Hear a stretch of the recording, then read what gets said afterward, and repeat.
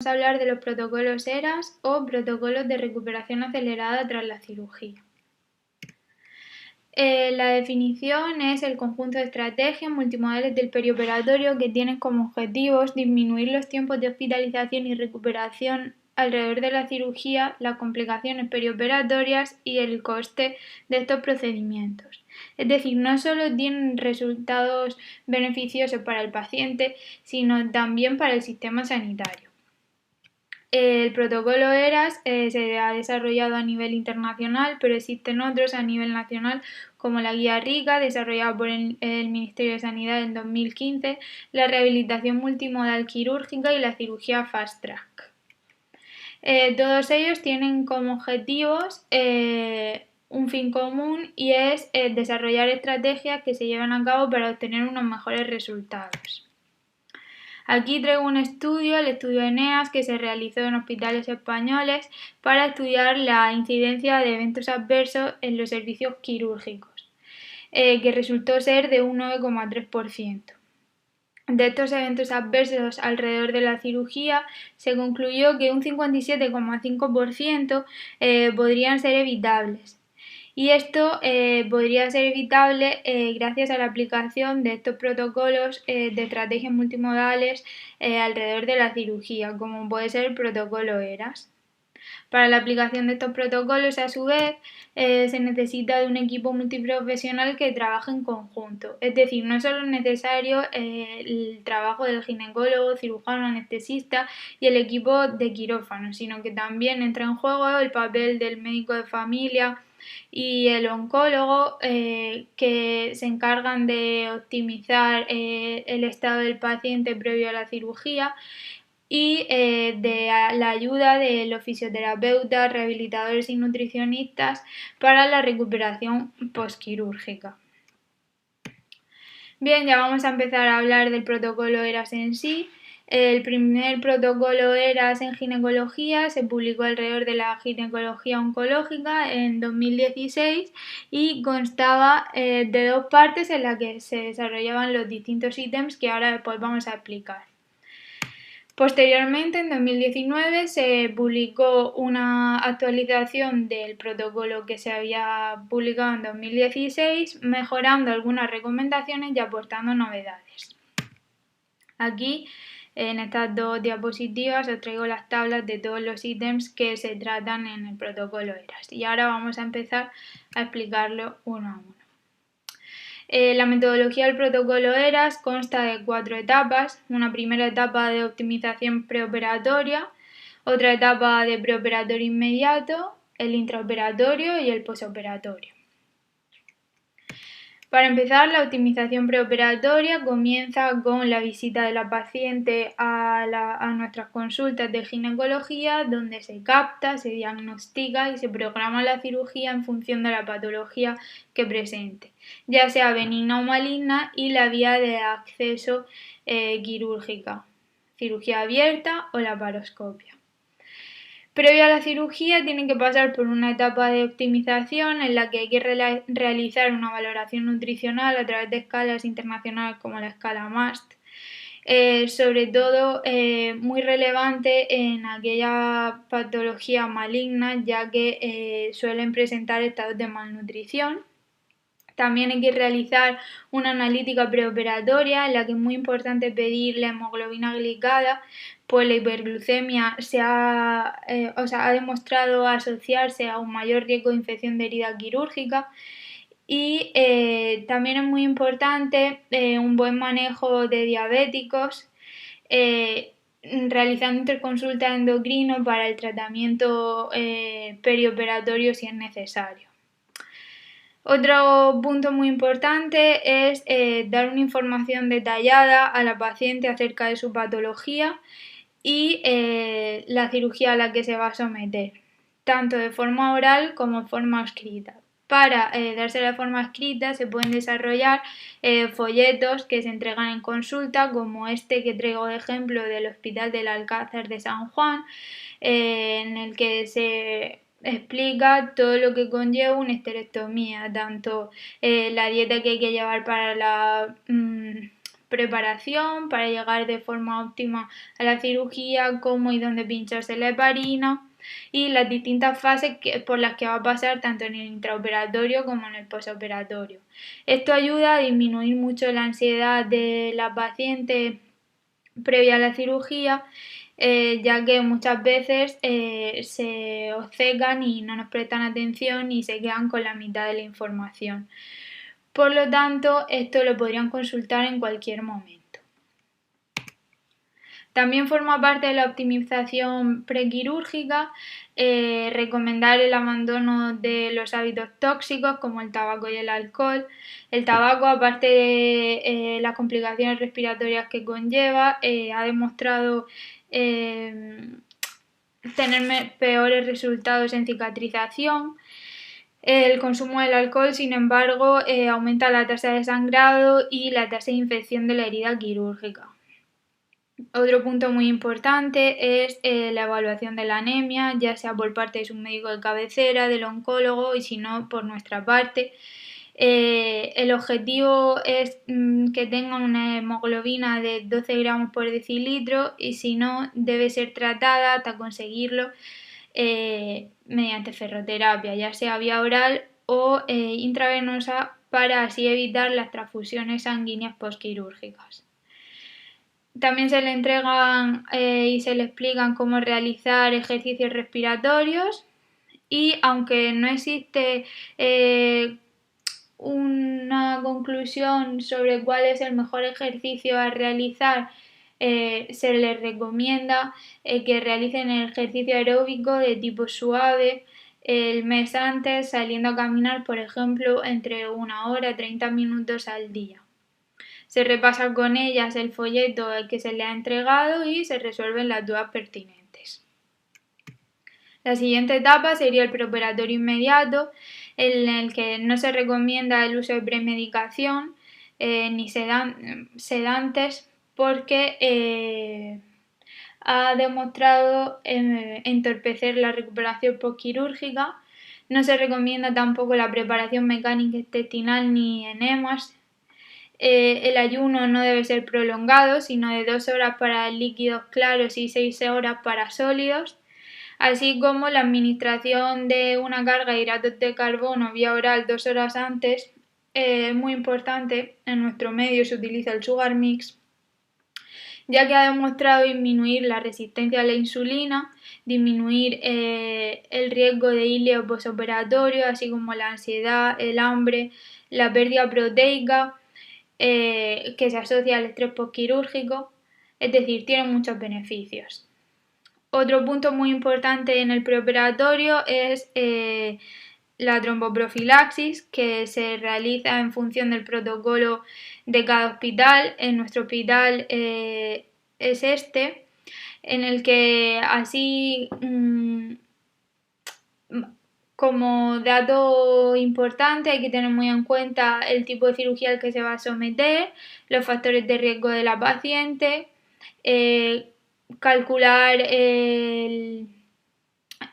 la dosis de heparina que se utiliza según el peso y recalcar que en cirugías en las que existe un riesgo muy alto de tromboembolismo venoso, la pauta de heparina a seguir sería larga, de 28 días o 4 semanas, que es lo mismo.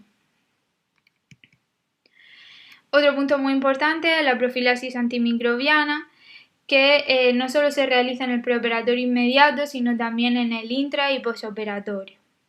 En el preoperatorio inmediato se recomienda realizar una ducha la noche antes de la cirugía en casa con un preparado jabonoso que contenga clorhexidina, haciendo hincapié en la zona del ombligo en aquellas pacientes en las que se vayan a someter a cirugía laparoscópica.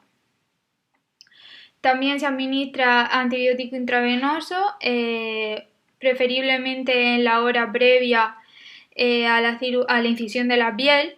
En nuestro medio se utiliza la cefazolina, 2 gramos, que hay que recalcar que hay que ajustar la dosis según el peso en pacientes obesas Y en caso de pérdida de sangre mayor de 1,5 litros o en aquellos casos en los que la cirugía se alargue más de 1 vida y media del antibiótico administrado, en caso de la cefazolina sería más de 3 horas, habría que repetir la dosis intraoperatoriamente. No se recomienda el rasurado, se puede recortar el pelo en los casos que sea necesario.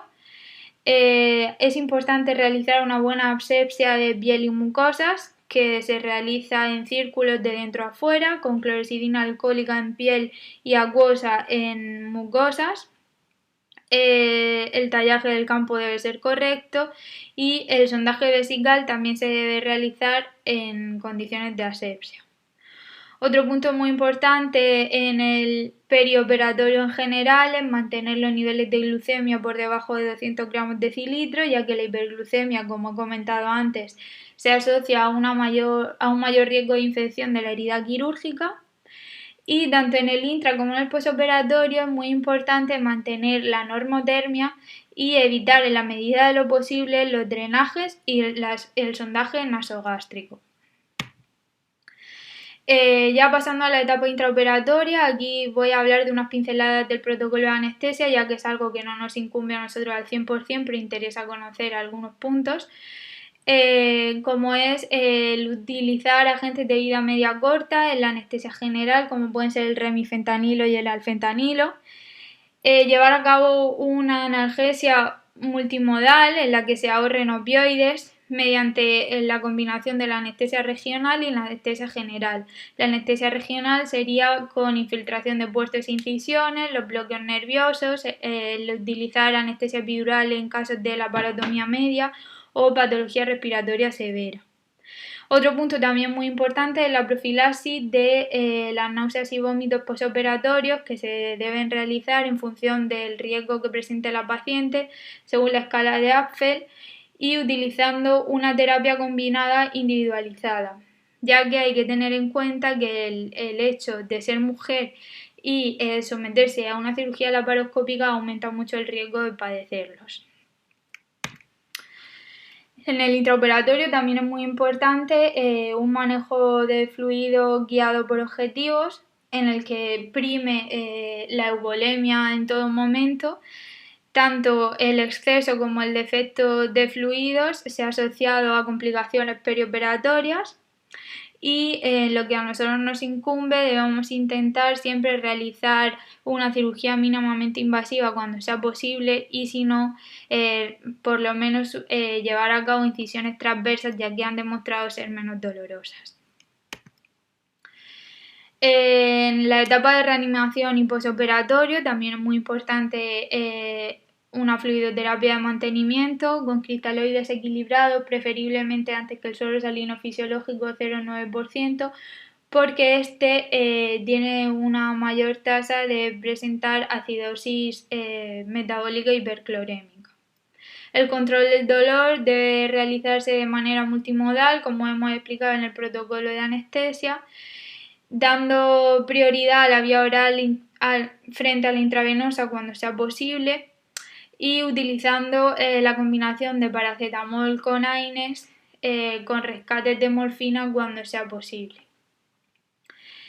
Para poder utilizar esta combinación a veces se necesita de analgesia, de anestesia regional, como son la infiltración local de puertos e incisiones, la anestesia epidural o los bloqueos nerviosos, como hemos explicado antes. En este punto también sigue siendo muy importante el control de las náuseas y los vómitos, así como el sangrado, la glucemia y la temperatura. Para una mejor recuperación se recomienda la retirada precoz de la sonda vesical antes de las 24 horas. Preferiblemente se intenta que la paciente llegue a la habitación, suba de la rea sin sondaje vesical. Esto va a favorecer una deambulación precoz, que se intenta que sea entre las 6 y 8 horas post cirugía, evaluando el dolor siempre de manera objetiva con la escala EVA. e intentando una tolerancia oral a las 6 horas de la cirugía con líquidos claros y progresar la dieta según vaya necesitando en distintas fases.